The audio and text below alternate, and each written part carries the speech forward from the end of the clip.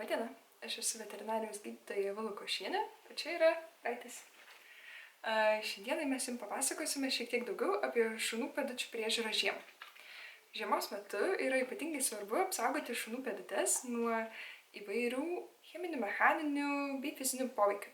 Tai kitaip sakant, nuo šalčio, nuo chemijos naudojamos tirpdyti ledui bei druskų, bei nuo įvairių ledo gabalėlių, kurie gali įstrigti tarp šuns pėdutės arba tiksliau tarp pirštukų.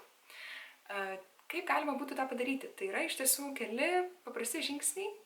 Prieš einant į lauką reikėtų šuns pėdutes patepti specialiu tepalu arba vazelinu, tam, kad šiek tiek suminkštintume pačią pėdutę.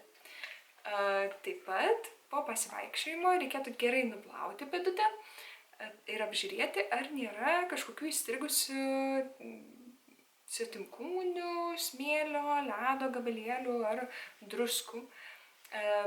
Tarp pasivaikščiojimų galima būtų pėdutes tepti su specialiu tepalu, kad suminkštinti pačią pėdutę, kad jinai neskirinėtų ir nebūtų tokia paveiki būtent įvairiems veiksniams.